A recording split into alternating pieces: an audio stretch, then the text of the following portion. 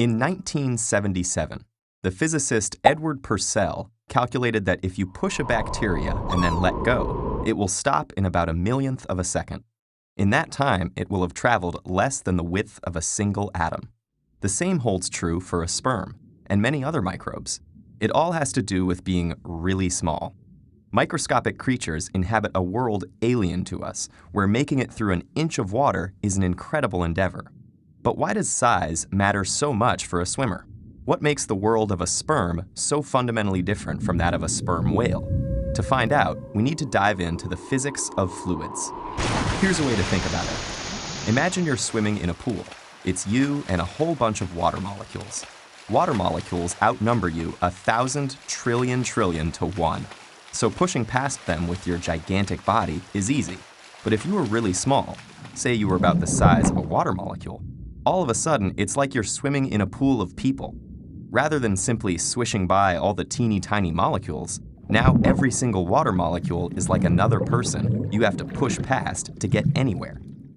In 1883, the physicist Osborne Reynolds figured out that there is one simple number that can predict how a fluid will behave. Ta-da! It's called the Reynolds number, and it depends on simple properties like the size of the swimmer, its speed, the density of the fluid, and the stickiness or the viscosity of the fluid. What this means is that creatures of very different sizes inhabit vastly different worlds. For example, because of its huge size, a sperm whale inhabits the large Reynolds number world. If it flaps its tail once, it can coast ahead for an incredible distance. Meanwhile, sperm live in a low Reynolds number world. If a sperm were to stop flapping its tail, it wouldn't even coast past a single atom. To imagine what it would feel like to be a sperm, you need to bring yourself down to its Reynolds number. Picture yourself in a tub of molasses, with your arms moving about as slow as the minute hand of a clock, and you'd have a pretty good idea of what a sperm is up against. So how do microbes manage to get anywhere? Well, many don't bother swimming at all. They just let the food drift to them. This is somewhat like a lazy cow that waits for the grass under its mouth to grow back. But many microbes do swim, and this is where those incredible adaptations come in. One trick they can use is to deform the shape of their paddle. By cleverly flexing their paddle to create more drag on the power stroke than on the recovery stroke, single-celled organisms like paramecia manage to inch their way through the crowd of water molecules. But there's an even more ingenious solution arrived at by bacteria and sperm. Instead of wagging their paddles back and forth, they wind them like a corkscrew. Just as a corkscrew on a wine bottle converts winding motion into forward motion, these tiny creatures spin their helical tails to push themselves forward, in a world where water feels as thick as cork.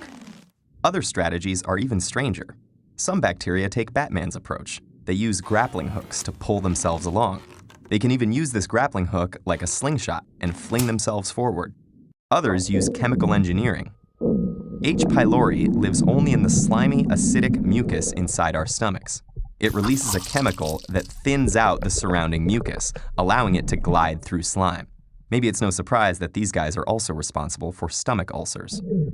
So when you look really closely at our bodies and the world around us, you can see all sorts of tiny creatures finding clever ways to get around in a sticky situation.